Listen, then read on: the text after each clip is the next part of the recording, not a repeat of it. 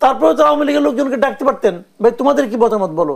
ভোটকে কেন্দ্র করে জোট গঠনের সংস্কৃতি বাংলাদেশে বহু পুরনো, কিন্তু প্রশ্ন রাখতে চাই যে ভোটের মাঠে জোটের রাজনীতি কতটা গুরুত্বপূর্ণ?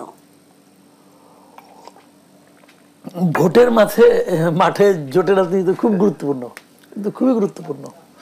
কারণ এটা হয় কি, ধরেন আমি হয়তো একা কিছু করতে পারবো না, কিন্তু আমার সঙ্গে যদি দুইজন লোক আসে একসঙ্গে হই আমরা, তাহলে ভোট একসঙ্গে হবে। আমি একা একা ইলেকশন করলে হয়তো 300 আসনে 2টা আসন পাবো, কিন্তু যদি আমি আরেকজনকে সঙ্গে নেই তার ভোটটা আমার সঙ্গে যোগ হবে, তখন সেটা হয়তো 2টার জায়গায় হয়তো 10টা হয়ে যাবে। কাজে এরকম জোট তো আমাদের এখানে হয়, আগেও হয়েছে, অনেকবার হয়েছে। বিএনপির সঙ্গে জামাতের হয়েছে, আওয়ামী লীগের সঙ্গে জাতীয় পার্টির হয়েছে, বহুবার হয়েছে এরকম। এখন এবারও হবে এবং হওয়াটাই স্বাভাবিক। ছোট দলগুলো এই ধরনের জোটের প্রতি খুব আগ্রহ হয়, কারণ কয়েকটা আসন তারা পাবে, হয়তো একা একা পেত না, জোট করলে পাবে। আবার বড় দলগুলো আগ্রহী হয় যে ধরেন আপনার ক্ষমতায় যাওয়ার ক্ষেত্রে হয়তো তারা ভাবে আমার 1% 2% ভোট বাড়তি হলে আমি ক্ষমতায় যেতে পারবো, তখন সে 1-2%-এর জন্য তারা জোট করে। তো এই কারণে এই জোটগুলো ভোটের জোট আর কি, ভোট ভিত্তিক জোট। এখানে কিন্তু কোনো আদর্শিক জোট না এগুলো। তো এই ধরনের জোট এবার হবে, তবে এটা তো বিএনপির সঙ্গে হবে না, মানে জাতীয় পার্টির সঙ্গেও হবে না। জাতীয় পার্টি হবে কিনা জানি না, ওটা তো ইলেকশন করতে পারবে কিনা তাও জানি না। আর জামাতের সঙ্গে হবে হয়তো বা। আবার ছোট দলগুলো যারা আছে ওনারা বিভিন্ন জোটের সঙ্গে একীভূত হওয়ার চেষ্টা করবে, যে 2-1টা আসন যদি পাওয়া যায়। জোট এই মুহূর্তে ভোটে এটা মাঠে খুব ইম্পর্টেন্ট। ছোট দলগুলো হয়তোবা বড় দলের জনপ্রিয়তাকে কাজে লাগাতে চায় কিংবা ছায়াতলে থাকতে চায়, সেই উদ্দেশ্যে হয়তোবা তারা জোট গঠন করে। এবার একটা সমস্যা আছে একটা, কিন্তু আমরা আরপিওতে যে পরিবর্তন দেখছি যে নিজ দলের প্রতীকেই তাকে নির্বাচন করতে হবে, এটা একটা সমস্যা। এই সমস্যাটা খুব জটিল সমস্যা। কিন্তু এই সমস্যা কিন্তু আসলে এই ভোট ভিত্তিক যে জোট আছে এটাকে কিছুটা হলে নিরুৎসাহিত করবে, আবার করবেও না। কোথাও করবে না আমি বলি আপনাকে, যেমন ধরেন বিএনপির সঙ্গে কেউ জোট করতে আগ্রহী হবে না।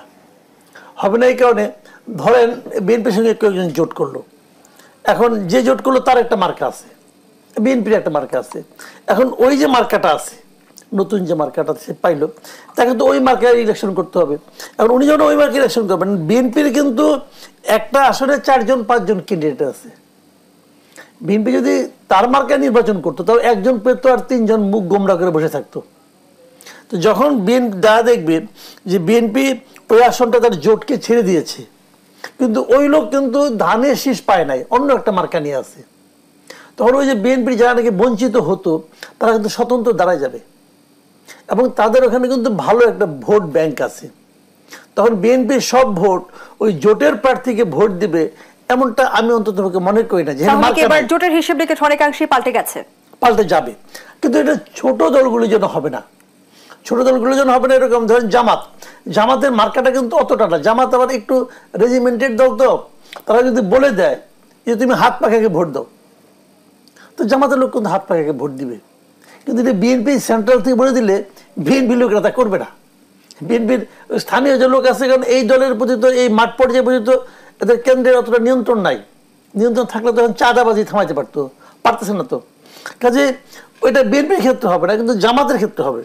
কাজে জামাত যেভাবে জোট করতেছে দেখতেছি আমি, যেমন মনে করেন 5-6টা দল নিয়ে তারা একত্রে যুগপৎ আন্দোলন করতেছে, এবং তারা যদি মাঝখানে একবার দেখলাম ওই জামাতের একজন লিডার বললেন তারা প্রয়োজনে 100 আসন ছেড়ে দিবেন। যদি 100 আসন ছেড়ে দেয়, ওই 100 আসনে জামাতে যে ভোটগুলো আছে এগুলো কিন্তু তার জোটের প্রার্থীরা পাবে, আমার ধারণা পাবে। ওরকম ইসলামী আন্দোলন অথবা আপনার খেলাফত মজলিস দেখলাম, ওরাও তো আছে জোটে, ওরাও কিন্তু এই ধরনের আমার হয় পাবে। কিন্তু বিএনপি যদি স্বতন্ত্রদের নিয়ন্ত্রণ করতে না পারে, তাহলে আসলে জোট সঙ্গীরা সেই সুফল কি পাবে না। এবং বিএনপি স্বতন্ত্রকে নিয়ন্ত্রণ করতে পারবেও না, আমার যেটা অভিজ্ঞতা, পারবে না। যেটা নাকি আওয়ামী লীগও পারতো না। আওয়ামী লীগ পারতো স্বতন্ত্রদেরকে নিয়ন্ত্রণ করতে, একটা মাত্র দল। 2024-এ না হয় স্বতন্ত্রদের উৎসাহ দেওয়া হয়েছে, এর আগে কি উৎসাহ দেওয়া হয়েছিল? হয় নাই তো। তখনও তো আওয়ামী লীগের স্বতন্ত্ররা জিতছিল, যেটার মধ্যে আওয়ামী লীগ ছাড়া কেউ নাই। যেই জিতুক আওয়ামী লীগই জিতবে, এমন তো অনেক সময় হয়। যেমন ধরেন বিএনপির সঙ্গে ফাইট হচ্ছে, একজন দুর্বল প্রার্থীকে দল নমিনেশন দিয়ে দিল, তখন সবল প্রার্থী মনে করে যে আমি দাঁড়ালে তো আমি বিএনপিকে হারাতে পারতাম, এখন দুর্বলটাকে দিয়েছে সে তো হারাতেও পারবে না, তখন সে দাঁড়ায় যায়। কিন্তু যে আমি হারাই দিব।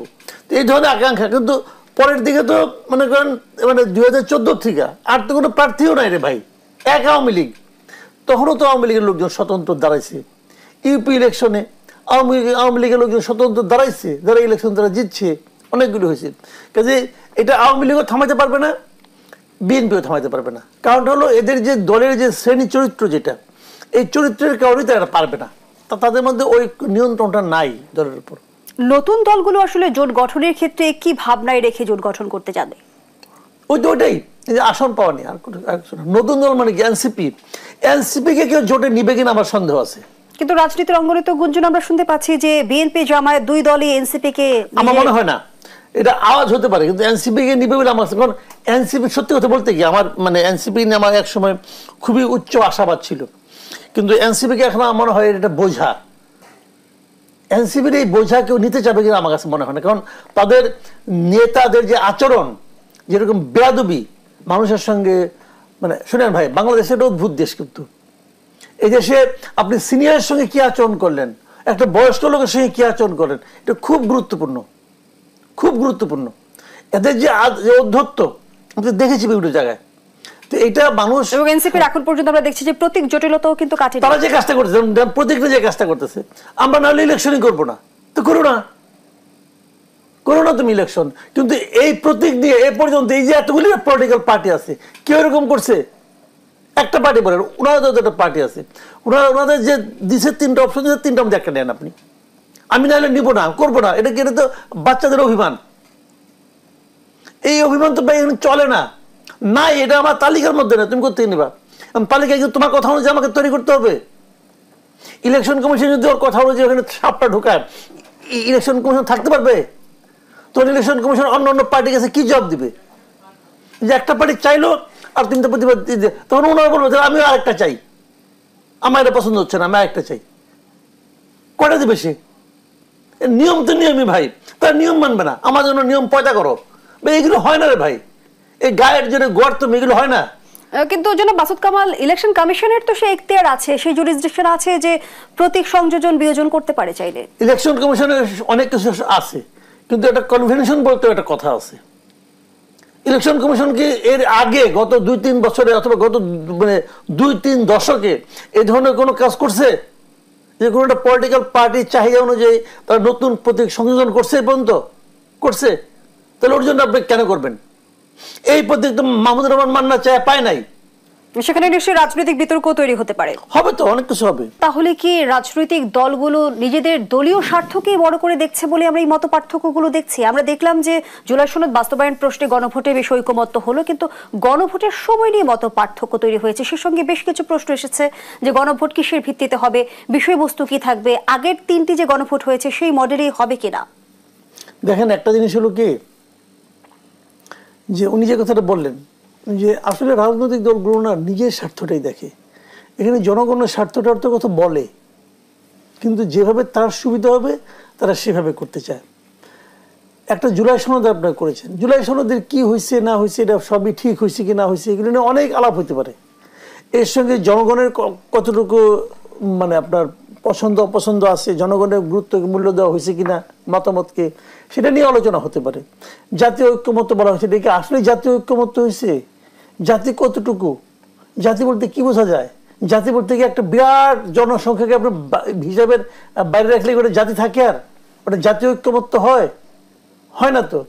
আপনি ঠিক আছে, আপনি মানলেন যে আওয়ামী লীগের রাজনৈতিক কর্মকাণ্ড আপনি স্থগিত করছেন, নিষিদ্ধ তো করেন নাই, স্থগিত করছেন, ঠিক আছে, রাজনৈতিক কর্মকাণ্ড করলো না তারা। তারপরে তো আওয়ামী লীগের লোকজনকে ডাকতে পারতেন, ভাই তোমাদের কি মতামত বলো, কারণ আওয়ামী লীগ তো একটা বিরাট জনগোষ্ঠীর প্রতিনিধিত্ব করে, আপনারা শেয়ার করতে পারবেন। বহু লোক আছে যারা আওয়ামী লীগকে ভোট দেয়, এখনো তো আগামীতেও দিবে। তো ওই লোকগুলো কি করবেন? ওই লোকগুলোকে বলবেন যে তুমি এই দেশের নাগরিক না? ওই লোকগুলোকে বলবেন তুমি আজকের থেকে সেকেন্ড ক্লাস সিটিজেন? এটা বললে পৃথিবীর কেউ মানবে? তো তাদের মতামত কই এখানে? তাদের মতামত বাদ দেন আওয়ামী লীগের কথা। কিন্তু নিশ্চয়ই অবগত আছেন প্রধান উপদেষ্টা যেমনটি জিটিওকে দেওয়া সাক্ষাৎকারে জানিয়েছেন যে আওয়ামী লীগ একটি বৈধ দল, যে কোনো সময় তাদের রাজনৈতিক কার্যক্রম সচল হতে পারে, সেই সচল কি নির্বাচনের আগে হবার কোনো সম্ভাবনা আছে? ভাই ওনার কথা বাদ দেন, উনি যখন যেটা সুবিধা মনে হয় ওটা কয়, ওনার কথা বলে লাভ নাই। আমি ওনার কথা গুরুত্ব দিই না, সবাই দিতে পারেন, আমি দিই না। ওনার যখন যেটা সুবিধা এই লোক এই মুখ দিয়ে বলছে যে তার সরকারের আওয়ামী লীগকে নিষিদ্ধ করার কোনো ইচ্ছে, কোনো পলিটিক্যাল পার্টিকে নিষিদ্ধ করার কোনো ইচ্ছা নাই, উনি বলে নাই। কাজে ওনার আলাপ বাদ দেন। আমি যেটা বলতে চাচ্ছি যে জাতীয় পার্টিকে নিষিদ্ধ করছে, করে নাই তো জাতীয় পার্টি প্রতিনিধি নাই কেন ওখানে? ওইখানে যে 35 দল আছে, আমি 35 দলের মধ্যে বলি আমরা মিনিমাম 20টা দল আছে, এই 20টা দলের সম্মিলিত ভোটও এই যে ক্ষয়িষ্ণু জাতীয় পার্টি তার সমান না। এটা আপনাকে আমি গ্যারান্টি দিতে পারলাম। জাতীয় পার্টি নির্বাচনে অংশগ্রহণ করতে পারবে কিনা সেই প্রশ্নের উত্তর পাইনি। আমি অন্য জায়গাতে, ওই জায়গা থেকে আপনি এই জায়গা থেকে সরেন না, আমি ফোকাস মধ্যে থাকি, তারপর আপনি ভয় আলাপ করি। তো এখন এদেরকে ডাকছেন আপনি, ডাকেন নাই, তারপরে ঐক্যমত্য করছেন, 84টা পয়েন্টে আপনি একমত হয়েছেন, কিছু নোট অফ ডিসেন্ট আছে, মানলাম, আমি তাও মানতে রাজি আছি, ঠিক আছে। তাহলে একটা কাজ করছেন, পলিটিক্যাল পার্টিগুলি ঐক্যমত্য করছেন। এখন সেটার মধ্যে কি সমস্যা আপনাদের? বাস্তবায়ন কেমন হবে? ঠিক আছে, তাও একমত হয়েছেন যে বাস্তবায়ন আপনি গণভোট দিয়ে করবেন। এখন গণভোটটা কবে করবেন এইটা নিয়ে আপনি মারামারি আরম্ভ করছেন কেন? এখন সমস্যাটা কি? গণভোট আজকে হলো যে কালকে, পার্থক্যটা কি? সমস্যাটা কি? গণভোট কবে করবেন এটা বলতে যাচ্ছেন। আরেকজন বলতেছে গণভোট না করলে ইলেকশনই হবে না, ডিসেম্বর অথবা ফেব্রুয়ারি নভেম্বরে গণভোট করতে হবে। কিন্তু জামায়াতের সেক্রেটারি জেনারেল মিয়া গোলাম পরোয়ার যেমনটি বলেছেন, নির্বাচনের দিনে গণভোট আয়োজনের কোনো সুযোগ নেই। যারা জুলাই সনদের আইনি ভিত্তি দিতে চায় না তারাই গণভোটের নামে টালবাহানা করছে। আগে তো যারা করবে গণভোটটা করতে কত টাকা লাগবে? বাংলাদেশে সারা দেশব্যাপী ভোট করতে মিনিমাম 1,500 থেকে 1,800 কোটি টাকা লাগে। এটাকে জামাত দিবে? টাকা আমাদের বেশি হয়েছে না? এইগুলি আলাপ করে তো লাভ নাই। তো আপনি যদি ইলেকশনের দিন করেন, দেখেন কতগুলো সমস্যা আমি বলি। ওই যে আগে হয়, আমি তখন প্রশ্ন করি যদি যে আপনি 3টাতে আগে হয়েছে গণভোট, আপনি 2 সামরিক শাসক আল্লাহ বাদ দেন, বিএনপি যেটা করছে 78 সালে, ওটা তো মনে করেন বিএনপি করছে, জিয়া রহমান করছে, উনি যখন সামরিক শাসক গায়ের জোরে দখল করছে ক্ষমতা, দখল করে কয়ে যে আমার আপনারা সবাই মানেন, মানছে সবাই। কিভাবে মানছে জানেন? ওই ভোটে ওই সময় আমার বয়স ছিল 17 বছর, আমিও ভোট দিয়েছি ওইটার মধ্যে। 77 ভোটের কথা। হ্যাঁ 77-এ আমার বন্ধু বান্ধব সবাই এসে চল যাই ভোট দিয়ে আসি, গেছি, স্কুলের টিচার ছিল, ওই তোরা কেন আসিস? আমি ভোট দিতে চাইছি, ওই দে দে দে, আমাদের ভোট আগে গেছে, একজন 2-3 করে মারছি। তখন আমি বয়স কম, তখন আমার 17 বছর বয়স মাত্র, পোলাপান আমি তখন ভোটার হই নাই রে ভাই।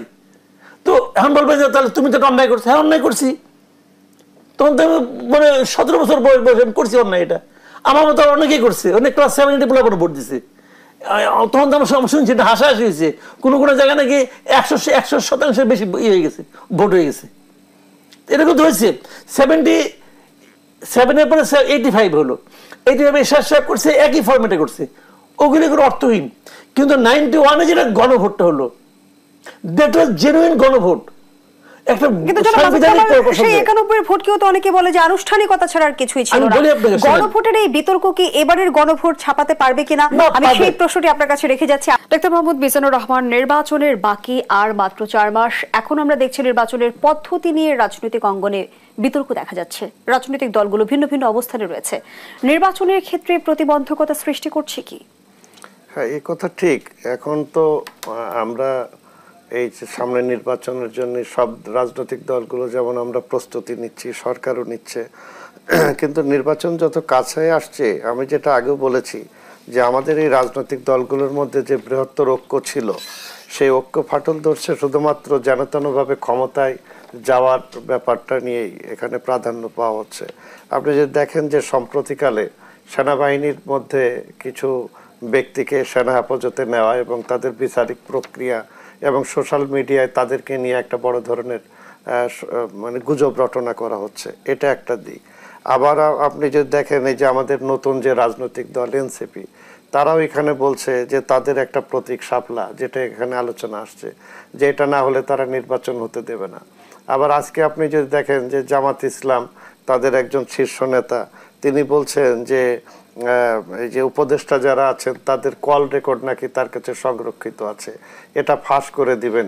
এই ধরনের তিনি বলেছেন যে কোনো রাজনৈতিক দলের নাম না উল্লেখ করে তিনি বলেছেন যে কোন কোন উপদেষ্টা একটি রাজনৈতিক দলের হয়ে ষড়যন্ত্রে লিপ্ত এবং তাদের যে কথোপকথন সেটা রেকর্ড তার কাছে আছে।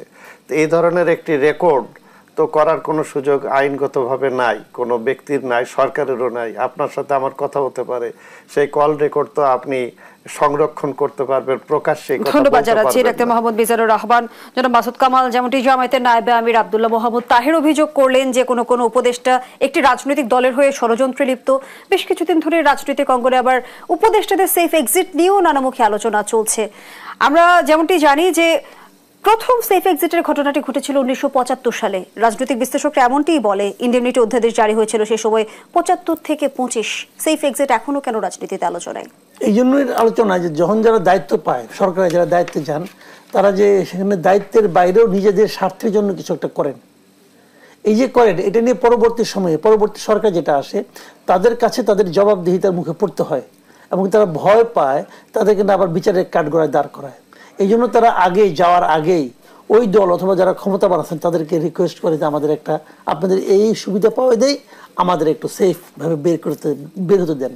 যেমন আমরা দেখেছি যে 1/11-এর সময় যারা ছিল, মইনুল আহমেদ বলেন, ফখরুদ্দিন আহমেদ বলেন, মাসুদুদ্দিন চৌধুরী বলেন, এদের সবাই তো আওয়ামী লীগ সরকার ওই শর্তে দিয়েছিল, তোমরা আমাদের হেল্প করো, আমরা তোমাদেরকে হেল্প করব। এখানেও তাই হচ্ছে, তোমরা আমাদের হেল্প করো, আমরা তোমাদের হেল্প করব, অথবা আমরা তোমাদের হেল্প করছি, তোমরা আমাদের হেল্প করিও। এইটাই কিন্তু হচ্ছেই। এটা তো নাহিদ ইসলাম স্পষ্টই বলছে যে পলিটিক্যাল পার্টি লিডারদের সঙ্গে লিয়াজও করতেছে। তাহলে ওরা কোন পার্টির কাছে যাবে? ওরা কি গণফোরামের কাছে যাবে নাকি? গণফোরামের ক্ষমতা যাওয়ার কোনো চান্স নাই। যারা ক্ষমতা যাওয়ার চান্স আছে তাদের কাছে যাচ্ছে, যোগাযোগ করতেছে, যোগাযোগ হচ্ছে। আজকে তো তাহের সাহেব বললো যে তাদের অন্য একটা দলের লোকজনকে নিয়ে, একদিন কিন্তু উনি কিছু বলে নাই, কারণ একদিন তো ওনার লোক ছিল। যে অন্য দলের লোক আসছে, তখন তার মাথা খারাপ হয়েছে যে অন্য দলের লোকটা দলীয় ভাবে করতেছে। এটা তো মাহফুজ আলম একদিন বললোই যে সমস্ত গুরুত্বপূর্ণ পদে জামাত আর বিএনপি তাদের লোক বসাই। কিন্তু সৈয়দ আব্দুল্লাহ মোহাম্মদ তাহের যেমনটি অভিযোগ করেছে, একটি দলের লোকদের বিভিন্ন গুরুত্বপূর্ণ সিভিল ও পুলিশ প্রশাসনে বসিয়ে নীল নকশার নির্বাচন করার ষড়যন্ত্র। ভাই, এই এই যে প্রশাসনে দলীয় লোক বসানো, এটা জামাতের লোক বসছে, বিএনপির লোক বসছে। জামাতের চিকন বুদ্ধি, এই জন্য তারা গুরুত্বপূর্ণ জায়গাগুলি বসছে, কোনো আওয়াজ করে নাই। বিএনপির মোটা বুদ্ধি, ওরা এখানে বসাইছে, আগাবাজি করছে, এগুলি করে ধরা গেছে। ঘটনা তো এটাই। এটা তো মাহফুজ আলম সরাসরি বলছে যে বিএনপি জামাত সব ভাগাভাগি করে কারাকারি করে দুই দল প্রশাসনের লোকজন বসিয়েছে। তো হয়েছে এটা। একদিন উনি বলেন নাই কেন? একদিন ওনার গায়ে লাগে নাই। এখন যখন একটা গুরুত্বপূর্ণ জায়গায় বিএনপির লোক বসছে, তার মাথা খারাপ হয়ে গেছে, সেগুলি বলে। যখন তার লোক বসছিল তখন তো কিছু বলে নাই। যখন ঢাকা ইউনিভার্সিটি ভিসিজে পড়লো, সেটা জামাতের লোক, সে অস্বীকার করতে পারবে? তখন তো কিছু বলে নাই। তখন তো বলে নাই যে কেন একটা দলীয় লোককে ভিসি বানানো। এই অভিযোগের পেছনে রয়েছে স্বার্থের দ্বন্দ্ব। অবশ্যই, যার যার দলীয় স্বার্থের দ্বন্দ্ব, বলেন ব্যক্তি স্বার্থ, দলীয় স্বার্থ। ভাই, এই দেশের সাধারণ মানুষের কোনো মুক্তি নাই, এগুলো সত্য কথা। এই দেশের সাধারণ মানুষ এই রাজনৈতিক দলগুলোর যে মানে আপনার সংকীর্ণ স্বার্থ চিন্তা, তার কাছে জিম্মি হয়ে আছে। এই দেশের মুক্তি আমি দেখি না।